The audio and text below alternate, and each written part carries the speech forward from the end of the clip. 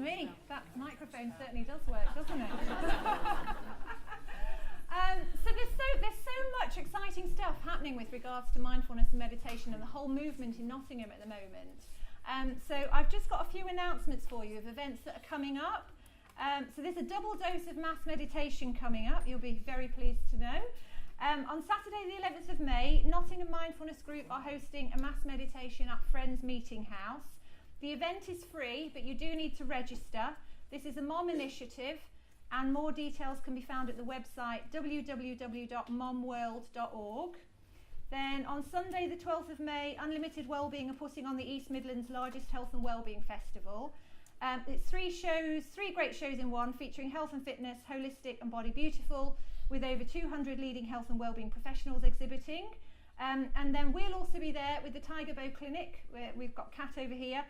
We're running the Eastern Therapies floor, and at 5 p.m. we will be facilitating a mass meditation as part of the Unplugged Space initiative, and I'm actually guiding that session, so I do hope you can make it.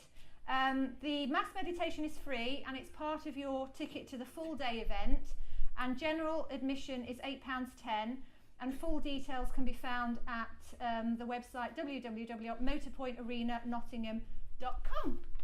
So lots going on. So, you know, this is just one event of these other wonderful events that are taking place this month as well. It's all very exciting.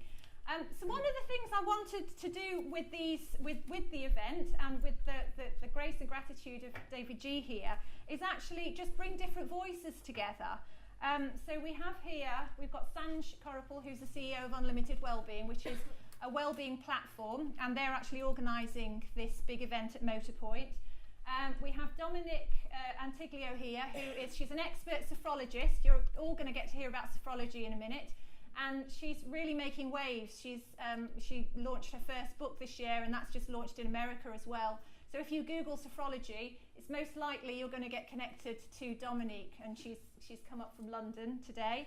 And then also we have Laila, who is a local lady of Nottingham. Many of you know, I'm sure. She's the founder of Indigo Brave, which I think is 20 years into its history. Is that right?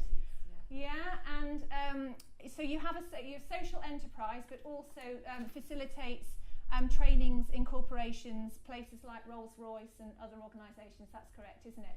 And mindfulness is a big part of Laila's work.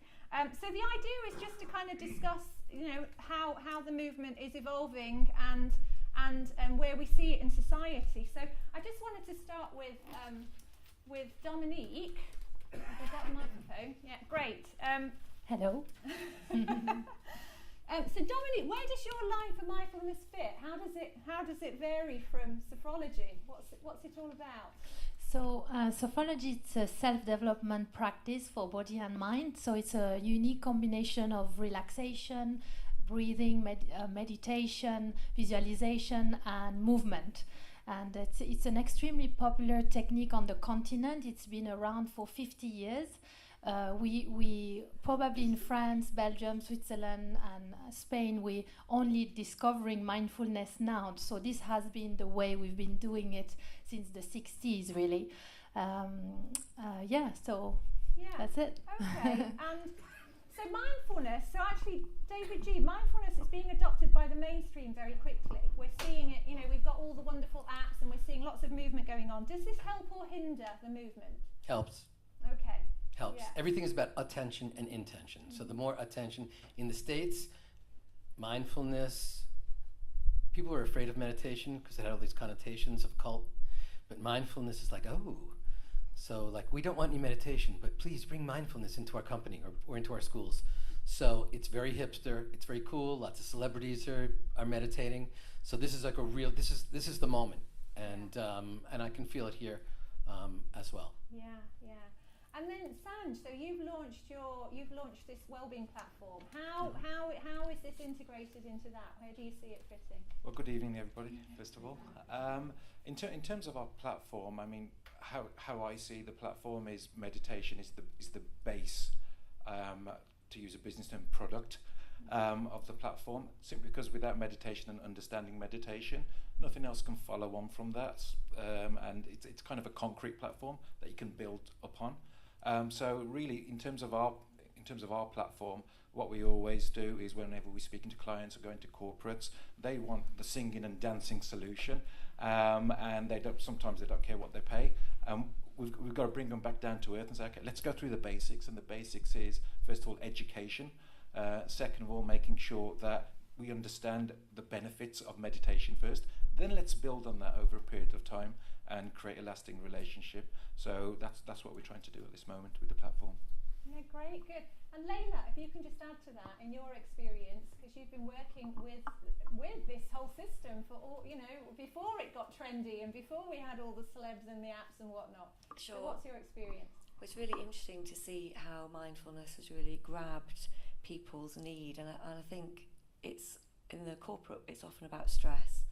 So when you work in corporations, they are really quite desperate now for anything that is going to support their workforces to be able to de-stress. So that's a really good way in. We're a social enterprise, so we also work with teenagers, disaffected teenagers, and it's very challenging sometimes to get teenagers to be quiet and still, but they've all heard of mindfulness, and the apps on their phone is really helpful, so they can get in via Headspace or Buddhify or another app. So that's really, really successful. And then in the female, we work with a lot of authentic female leadership programs, so really bringing women to the front of corporates, and that, I think that's a very interesting angle, because they often are bringing the emotional intelligence angle in, which is a different way for the feminine to come into meditation than the masculine sometimes. Yeah, okay. And so in America, this whole movement is very much, it is an industry. You're way ahead of us in many ways, and if we go to New York or LA, there's many facilitators, it's integrated into your culture. So should we be adopting those values? How do we, because it's a spiritual practice, it's truth. So, is that, how do we engage in it as a sort of a professional, professional career, but in the same time, honor the roots?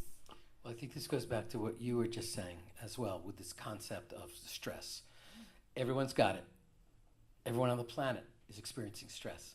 So if we have the opportunity to use that as the base conversation, because what I've realized is that, we live in a little bubble. I live in San Diego. People say, oh, are you like a stoner surfer? A yogi Santa Claus?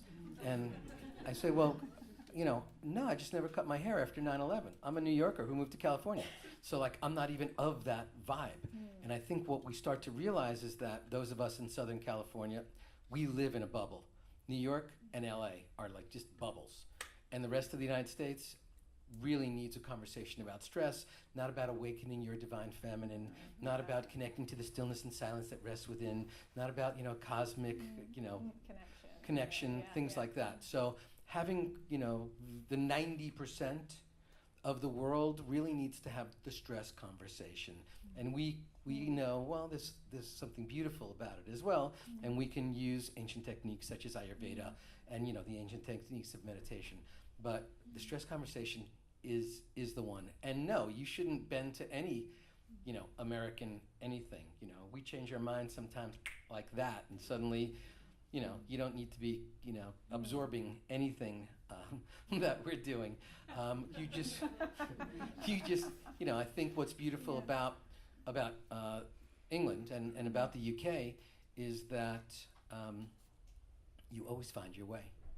You always end up where you need to be. You may crawl through glass to get there, like we all do, but you'll get to that space that's the most authentic expression of these teachings. Yeah. And do we need more teachers? Should we be teaching more teachers? Should we be focusing on that? Is that if you become a teacher, you think, oh my God, everyone's a meditation teacher. You go on YouTube, everyone's a meditation teacher. There's 7.6 billion people on the planet. There's more than enough everything to go around. The pie is big and getting bigger. And there's a slice for everybody, extra slices. Yeah. So as it grows, as the movement grows, as more of us integrate the techniques and practices into our lives, what happens when we move from the I to the we in mindfulness? Oh, okay. I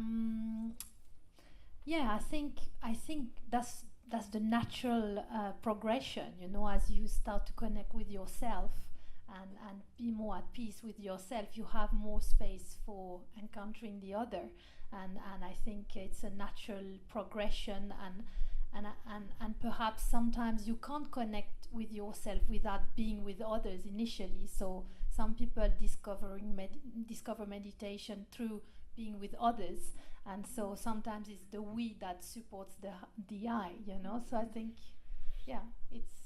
it's whatever is true for you, basically. Yeah. Yeah, I think this is really exciting, because once you may go into a corporation, as we get asked to come in because of employee engagement, or a dysfunctional team, a failing team, so you're dealing with stress and you're dealing with communication issues, and then people start connecting with themselves, and when they're connecting and knowing something of who they really are, by definition that's going to change how they think about what their company's doing and how they think about the workforce inside the company, and then that's even going to stretch further to the we of community and sustainability and the planet. So I think it's a really exciting way of empowering people to consider the sustainability issue and the we community issue, not from a beat yourself up because you don't do enough place, or oh my God, we're all going to die in 20 years, fear.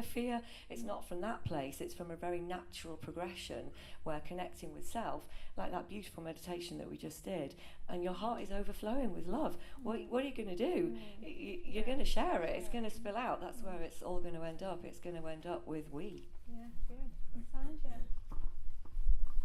I think in terms of the we, I think it really starts with our children and the kids in the schools. The reason being is because they're innocent, and even if we were to train every teacher the basic meditation techniques, and for the children to take it back home, all of a sudden you're working it from both angles. And I think what we need to do, and what we are trying in London at this moment in time, is actually training teachers to do the basic meditation techniques, know the benefits of the basic meditation techniques, and what we're finding is the children actually going back home and trialing it with their mums and dads, only for about 5 minutes a day. It's not half an hour sessions, because they want to know what the children are being taught in school, and some of them are taking it up a little bit more. So it really starts with the children, I believe. And David? And I think this goes back to your question before, do we need more teachers? Not everyone wants to teach kids. Not everyone wants to teach parents. Not everyone wants to teach teachers. And so suddenly we realized that everyone has their own desire to talk to a certain audience, to connect to a certain... Not everyone on this panel wants to talk to cops, or military, or corporations. So that's why abundance is good.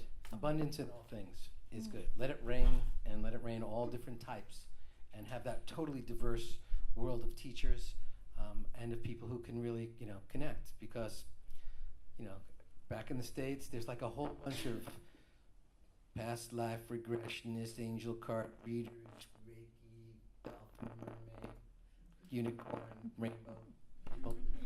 And, and that's real. That's a whole community. But not everyone wants to get on board that. Not everybody Right. or resonate. Doesn't resonate with Exactly. everyone. Yeah. So people, should get out there and whatever way they can. Yeah. Okay, great. I wanted to open it up to questions in the audience. Does anyone have a question for our panel? Somebody must have. Yes, Can great. you explain a little bit more about sophology, please? All right, what do you want to know? You said it was made up of lots of different elements. Yeah. Come together under an umbrella. What are the different elements? So the technique was created by a neuropsychiatrist in Spain in the 60s, and he traveled to Eastern countries to discover the essence of meditation, yoga and Zen meditation, like Buddhist meditation and Zen meditation, and he mixed it with his knowledge of psychology, neurology, phenomenology, and he came up with a system of 12 levels which each level has an intention and a specific practice, and it's a guided practice like we did tonight, but just the combination and the different elements you work through is just unique. So and every level has got an intention. So level 1 is all about grounding yourself in your body. So you will do, for example, in the relaxed state with eyes closed, after a body scan, you just stand and do certain movement, combining the breath to bring more awareness onto your body sensation and ground yourself in your body, be present.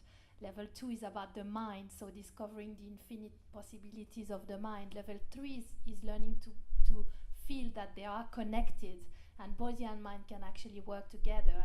And level 4 is once you found a stronger center within you, what's the purpose of that center? And Sophology doesn't say you have to do this or this. It gives you a tool to discover what's in your heart and how you want to use that, and so on until level 12, where you basically explore,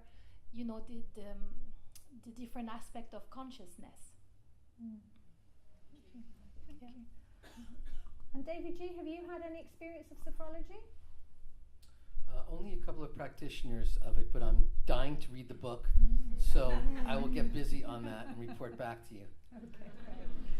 Okay. Anyone else? You mentioned with regards to children, I have a small child who does not stop moving. They did a bit of meditation when they explored different religions and that side of things, but it is something I've looked into because I think it would definitely benefit him. How do I can just imagine him just talking for 5 minutes non-stop, to be quite honest. How would you advise getting him to actually relax and I think it's chill? consistency. Doing it through one of the lessons, whether it be RE or something else, once or twice isn't really going to work. So I think even with yourself is start the basics of meditation, start becoming consistent yourself, and then bring your son daughter into the mix as well in very short spurts. So there is consistency there, because until we've got our schools on the same path, we as parents have to do it ourselves. So that's what I would advise. Yes, please. I totally agree with you. Consistency is a big one, but also if he's a mover and he's a talker, why not celebrate that? Because that's a sign of life, and kids need to move and need to express. So sometimes it's perhaps by movement that at some point you will find the stillness within, and so sometimes it's finding how you can help him move more consciously, or express himself more consciously, that he will get to that little space of stillness. First of all, you should teach kids to meditate for as many minutes as they are old. So how old are your kids? 6. Just Right. one. So all right. So that's a 6-minute meditation, not longer. And the excitement can be on the 7th birthday. They get to add 1 more minute to the practice. But we also teach people to integrate, when you want to create a habit, integrate meditation into the stuff they already do. So meditate for 6 minutes, then sing a song, and then wildly run around the room. And that becomes your ritual. And the whole thing maybe is 10 minutes, but we know at the root of that was a 6-minute meditation. And so now they got to get still. We don't say it's taking a time out, because that has a negative connotation. It's taking a time in. And so that's sort of like a special thing, and you've got to be showing up for it. So you need to be meditate. This will force you to meditate for at least 6 minutes until the next birthday, every single day. Laila? I totally agree, and we meditate with our children, and our boy has ADHD, so I understand the constant movement thing, but one of the ways he found in was at night. So just sitting with him, going through a simple body scan meditation and tensing muscles and releasing them, and that helped his sleep. And when he clocked that he was getting to sleep easier and having a better night's sleep, he then had more energy and more intention around doing it in the day. And he's now 15 and automatically does his meditation in the mornings. Thank you. Good. Couple more questions? Yes, over there. In the, if you want to. Well, actually, you'd probably be able to ask the question from there, I think. Yeah. Yeah. Can you hear me? Everyone can hear me? Yeah. First of all, I'd like to thank you all, and specifically davidji. This is a bit of a kind of exploratory for myself. I've come across kind of meditation and breathing from kind of a mechanistic perspective, from someone who has a breath hold kind of practice, and they use breathing as a tool. And I integrate that within my practice. And I was keen to kind of see it from a different perspective, which I've seen today. I'm also a Muslim, which means we pray 5 times a day. So there's also a different angle to kind of meditation and things from there. So my question is that in meditation, from the way I've seen it, apart from it being used as a tool, you mentioned, especially Sunita as well, you mentioned that it's been used kind of in a wider context.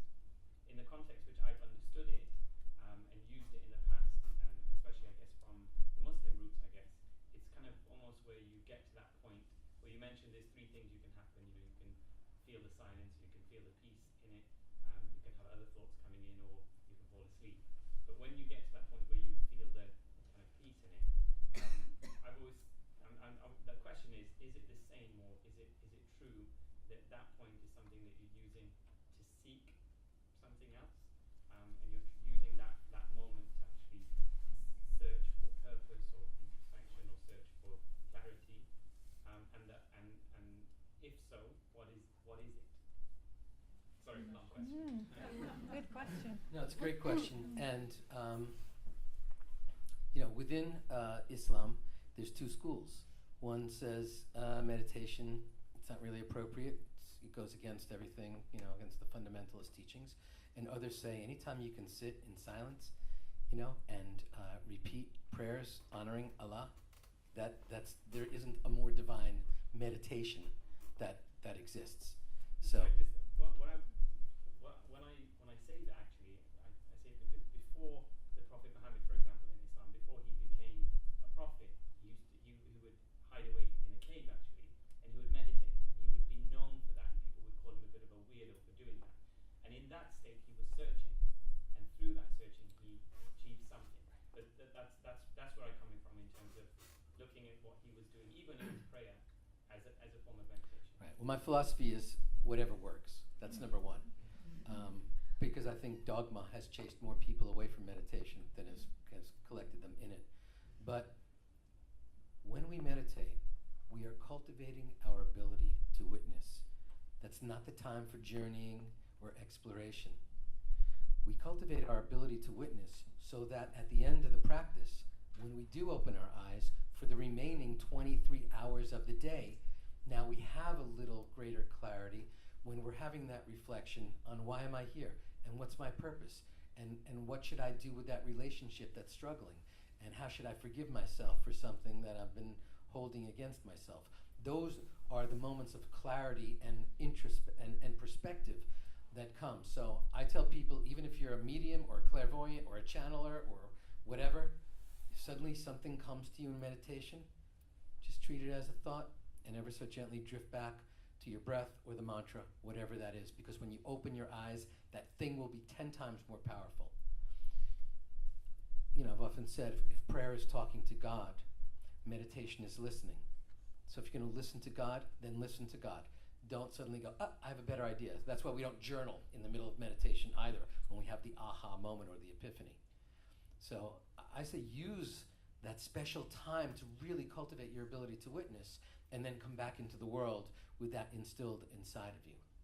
Then do your discovery and your exploration and your seeking. That's just my perspective. Thank you. Okay. Anyone else? I heard that you were talking about meditation in schools, and I heard recently that they were sending children to meditation instead of isolation. Is that really happening? To be honest, I don't know. I just heard it through media. I've seen it on a Facebook video, I think, in America. One school, but I don't know if it's spread or not. But I saw it for this country, but I just wondered if it was really happening, because things come out and they think, oh wow, but then it's not really I don't there. think it's on the syllabus. I mean, all that's taught in schools, as far as I know, I'm not an expert, is whatever's on the syllabus, the teachers will teach. Whatever Yeah, isn't this on the wasn't syllabus. teaching, this was instead of sending the child out to isolation and for being naughty, put them somewhere and make them, well, not make them ask them to meditate. Meditate. I mean, through experience with the trusts that I've been working with, if the guidance isn't given to do that, then they just won't do it. Right. So, unfortunately, I think it's a great idea. I really do. There needs to be a meditation teacher in each school, though. Yeah. Wouldn't there? Yeah. That's And that's where the education comes in again. Shame. Have you got any ideas there, panel? How would you integrate it, Dominique? Yeah, I think, it's about awareness and stopping to think that our kids are naughty, I think it's about accepting where they are and making them realize what they do and how they can do differently. So it's about awareness again, and I think any practice around meditation and that brings more awareness will just help the kids to grow in the right direction. So I think it's not the formula is not that complicated. It's more about how society really ready to move into that direction at a bigger scale, Yeah, we run the Self Camp every year, which is for young women from central Nottingham. We take them out into Sherwood Forest, meet Robin Hood, and we use awareness for working with the issues that a lot of these young women are facing, and we all know about the self-harm numbers and the body consciousness and the image stuff that these kids are just hurled at the whole time.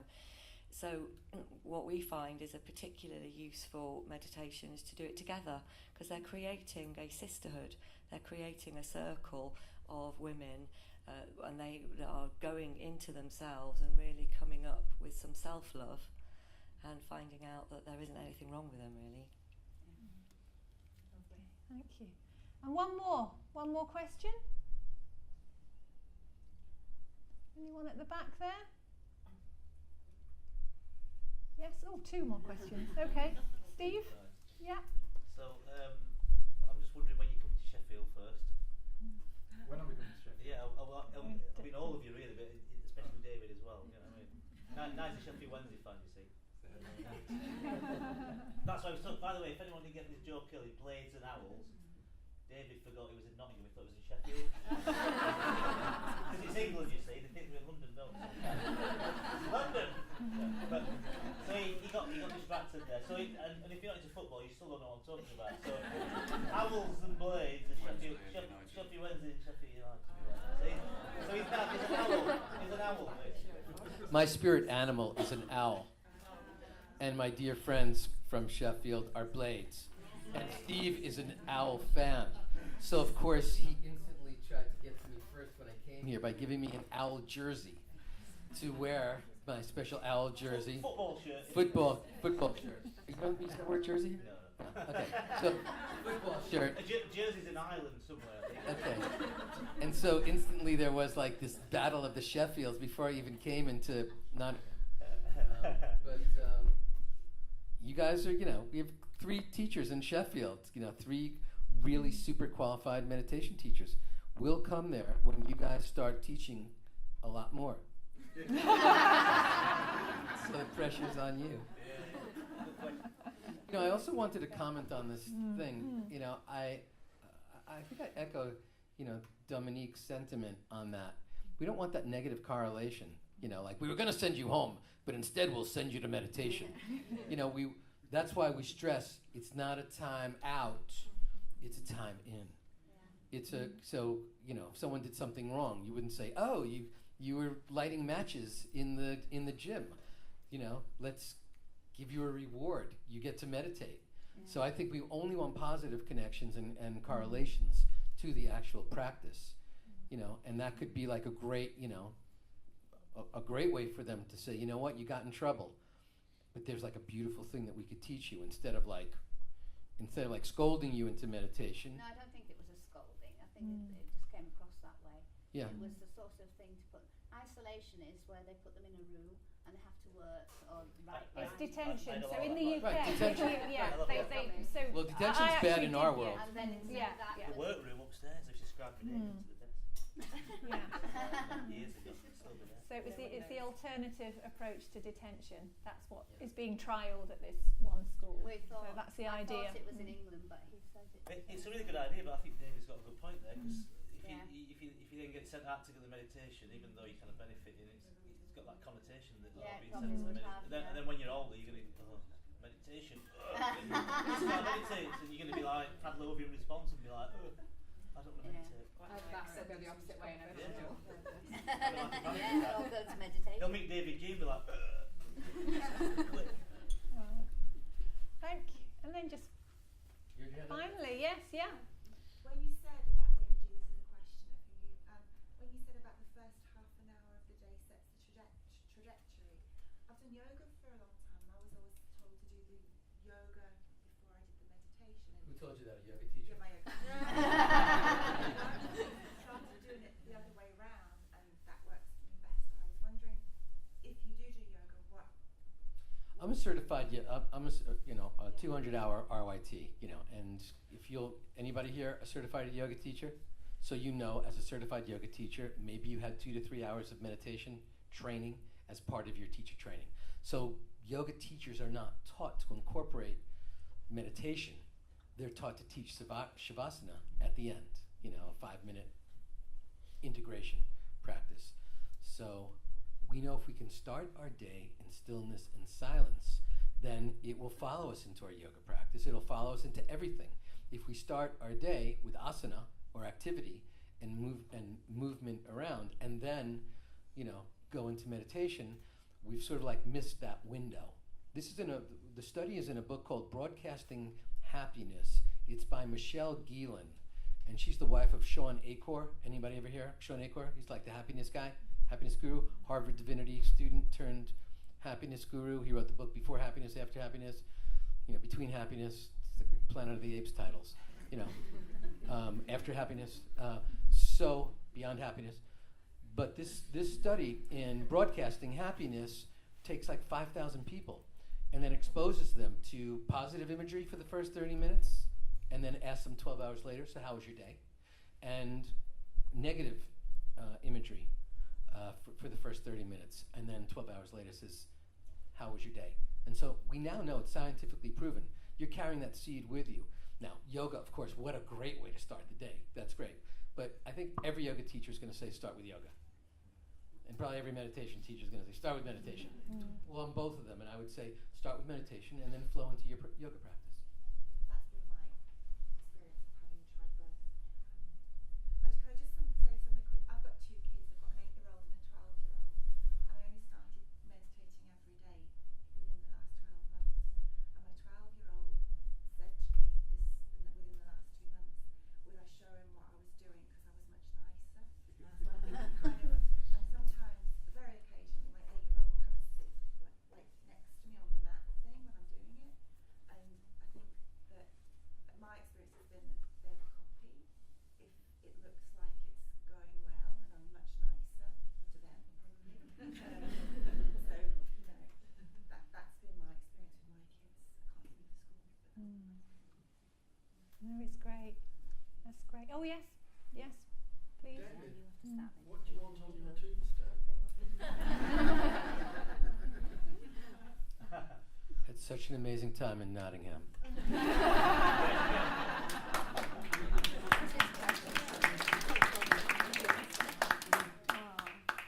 Hey, before we break, could I take like a 16-second video where everyone's saying Aham Brahmasmi baby? Do you know what that means? Aham Brahmasmi, I am the universe baby. Yeah. Do you want somebody else to hold your phone? How do you want to do it?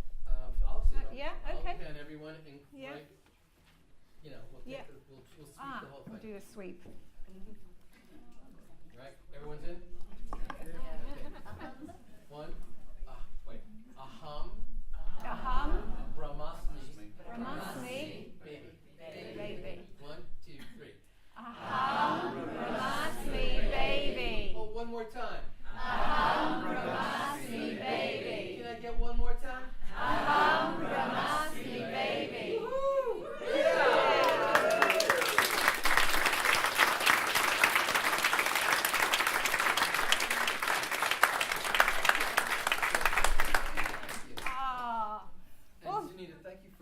inviting us all here. I think you turn this on. Oh.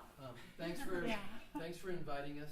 Thanks for inviting me. Thank you for creating this really special opportunity. You are bringing the stillness and silence to Nottingham. The power of your ripple is truly magnificent. So thank you, and thank you, Tri-Dosha. Thank you very much. Thank you.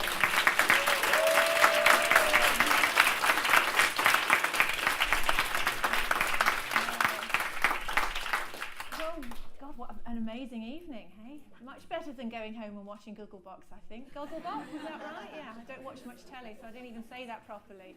Davidji is still around for a little while longer before he catches his cab all the way back to London. And so, you know, if you've got a book that still needs signing, you want to have a chat, then please do come over. And also, just some flowers for you.